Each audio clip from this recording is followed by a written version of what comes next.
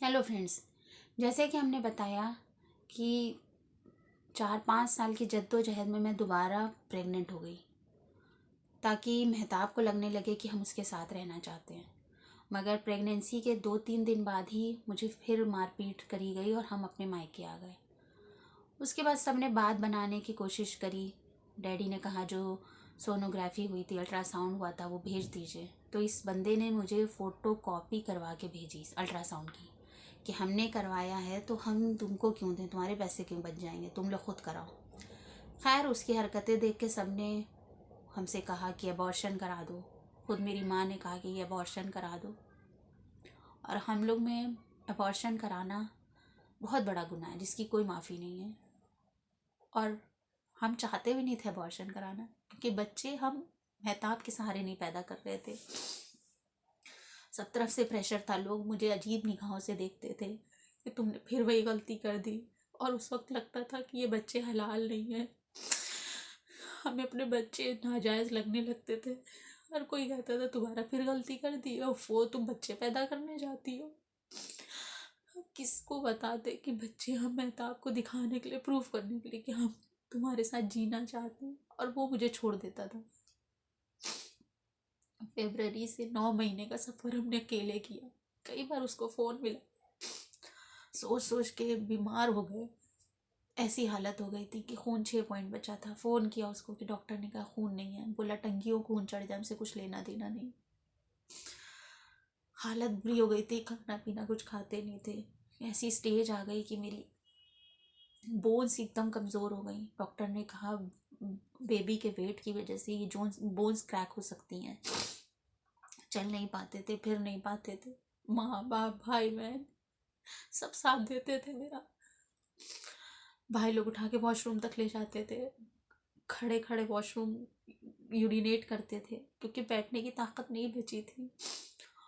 और उतना पूरा बॉडी धो धा के निकलते थे। हाल से बेहाल हो गए थे। और इस इंसान ने कभी मुझसे फ़ोन तक नहीं किया कि तुम मेरे बच्चे की माँ बन रही हो, तुम मेरी वजह से इतनी अजियत सह रही हो, तुम जिंदा हो कि मर गई।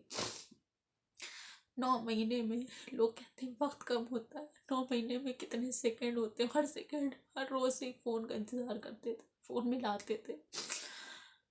उसने पूछा तक नहीं तुम जिंदा हो कि मेरे बच्चों का क्या होगा।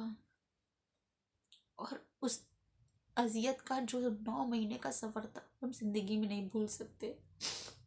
मेरे जिस्म में जान नहीं बची थी। थायराइड हो गया, उसी में खून की कमी इतनी हो गई, दवाइयाँ चढ़ती थी, एडमिट रहते थे महीनों महीनों हॉस्पिटल में। मगर ये लोगों ने कभी पलट के नहीं देखा, किसी तरह से कोई राब्ता नहीं किया मुझसे। और फिर जब 8 महीने हुए तो डॉक्टर को दिखाने गए, पता चला कि ब्लड इतना कम था कि उसकी वजह से सारे स्टिचेस टूट गए थे पहले ऑपरेशन के, बेटे के जो टाइम पे हुआ था। और वो स्टिचेस टूटने की वजह से मेरे बहुत तकलीफ़ रहती थी। तो डॉक्टर ने कहा कि फ़ौरन ऑपरेट करना पड़ेगा वरना बच्चा या माँ दोनों नहीं बचेंगे। और फिर 8th मंथ में मेरा सिजेरियन होना तय हुआ। डॉक्टर को दिखाने गए थे रूटीन चेकअप के लिए, डॉक्टर ने मेरे को एडमिट कर लिया। भाई ने फ़ोन किया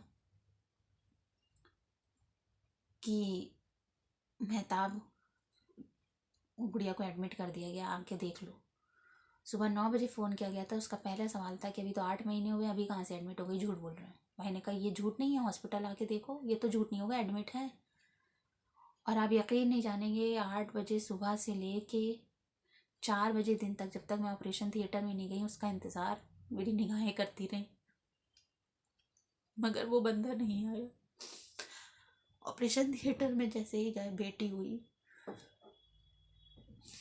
और रात के 11 बजे तक वो नहीं आया। हम तो खैर होश में नहीं थे। शायद होश में नहीं होने के बाद सिर्फ हम यही कह रहे थे कि उसने 9 महीने हमको नहीं देखा, तो अब मेरे बच्चे को उसकी शक्ल मत दिखाना।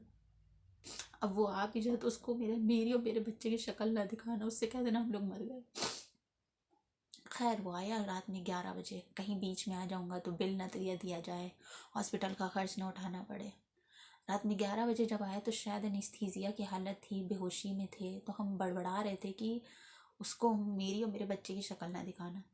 तो मेरे डैडी ने उससे कह दिया कि जाओ यहाँ से, गुड़िया की तबीयत बहुत ख़राब है। क्योंकि हालत बहुत मेरी क्रिटिकल हो गई थी। 8वें महीने में बच्चा होना भी बहुत बड़ी बात थी, और हम लोग ने उसको, डैडी ने उसको वापस कर दिया।